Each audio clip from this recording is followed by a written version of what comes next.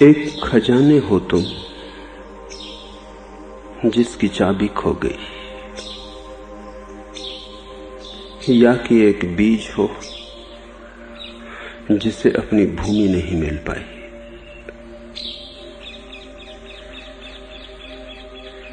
एक ऐसे सम्राट हो जिसने अपने को भिखारी समझ रखा है,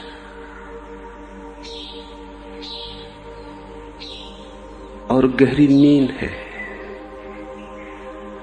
और उस नींद में तुम स्वयं जाग सकोगे इसकी संभावना नहीं।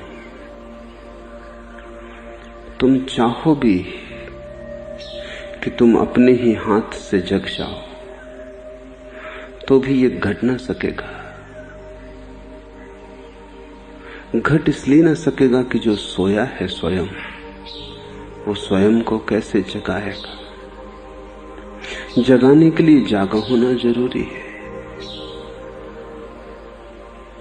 और तुम अगर अपने अस्मिता और अहंकार से भरे हुए सोचते रहे कि क्यों किसी से कहें कि जगाओ, अपने को ही जगा लेंगे, तो ज्यादा से ज्यादा इसी बात की संभावना है कि तुम एक सपना देखो जिसमें कि तुम मान लो कि तुम जाग गए हो। सोया हुआ आदमी जागने का सपना देख सकता है, जाग नहीं सकता। सोए हुए आदमी की ज्यादा से ज्यादा संभावना यही है कि वो सपने में देख ले कि जाग गया है। नींद को तोड़ने के लिए बाहर से कोई, तुमसे बाहर से कोई चाहिए जो तुम्हें चौंका दे। गुरु का कोई और अर्थ नहीं है। गुरु का इतना ही अर्थ है कि जो जागा हुआ है और जो तुम्हारी नींद को तोड़ सकता है। कुछ और करना भी नहीं, कुछ पाना नहीं, क्योंकि जो भी पाने योग्य है वो तुम अपने साथ ही लेकर आए हो। कुछ खोना भी नहीं है सिवाय निद्रा के, सिवाय मूर्छा के, सिवाय एक बेहोशी के। इसलिए गुरु तुम्हें आचरण नहीं देता, और जो गुरु तुम्हें आचरण दे समझना कि वो गुरु नहीं है। गुरु तुम्हें सिर्फ जागरण देता है, और जागरण के पीछे चला आता है आचरण अपने आप। वो जागे हुए आदमी की जीवन प्रक्रिया है आचरण, और सोया हुआ आदमी लाख उपाय करे आचरण को साधने के, साध भी ले तो भी सब सपना ही है, सब पानी पर उठा हुआ बबूला है, उसकी कोई सार्थकता नहीं है।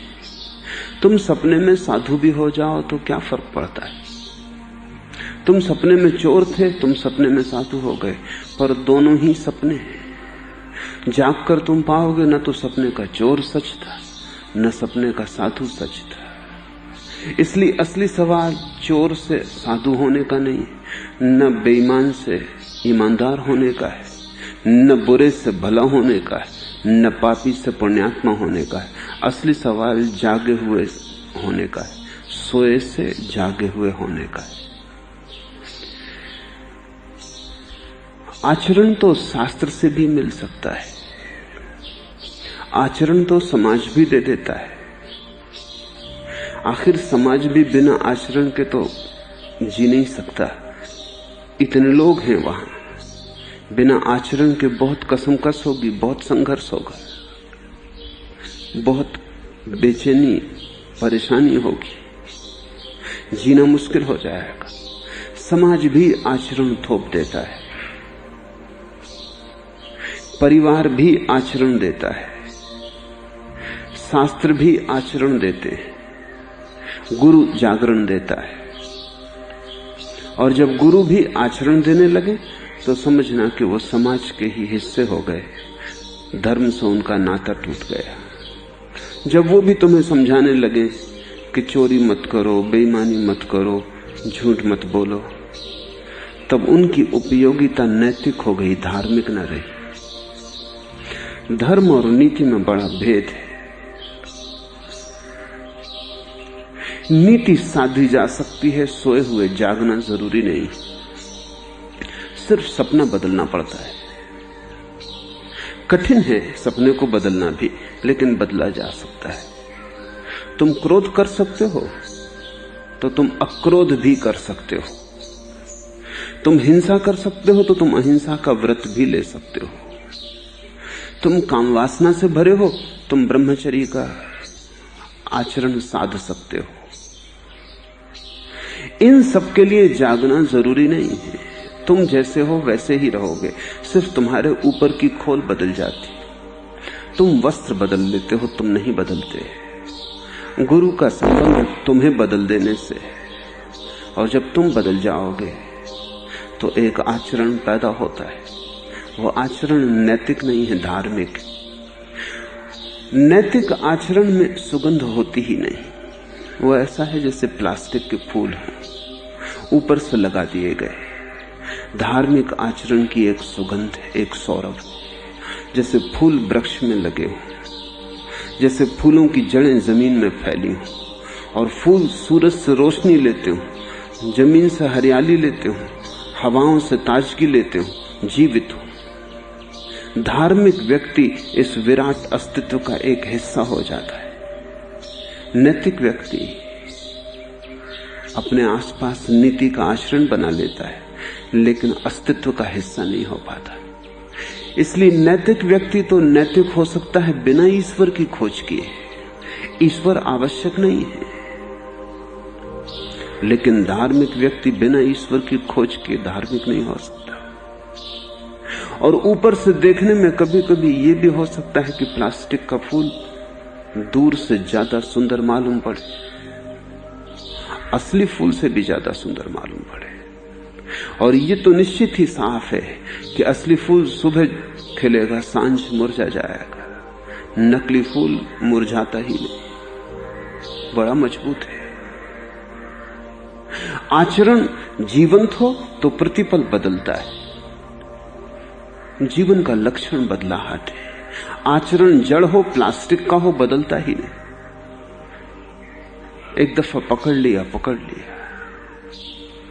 झूठे आचरण में एक संगति होती है, सच्चे आचरण में एक जीवंत क्रांति होती। सच्चा आचरण एक सतत धार है, गंगा की धार बहती जाती, प्रतिपल बहती। सच्चे आचरण का एक ही लक्षण है कि वो धार सदा सागर की तरफ बहती।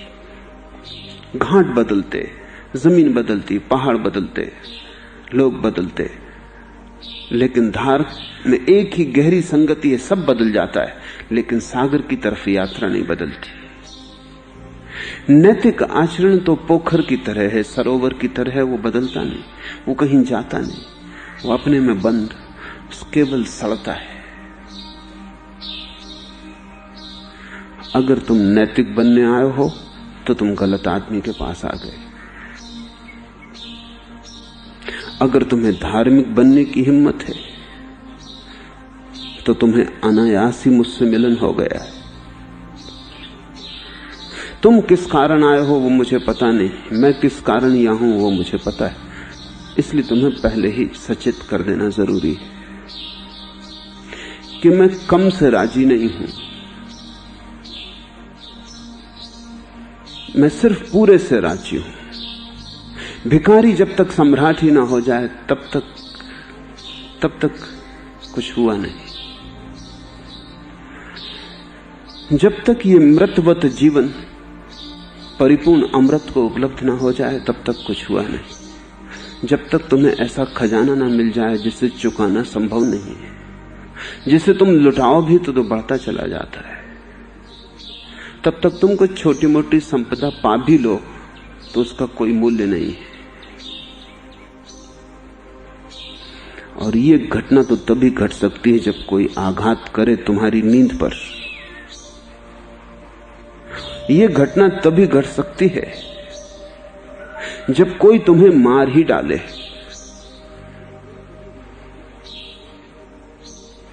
तभी तुम्हारे भीतर जो अमृत का स्वर है वो बजेगा। दादू इसी अद्भुत कहानी की बात कर रहे हैं। उनका एक एक शब्द समझने जैसा है। दादू गैब माही गुरुदेव मिला, पाया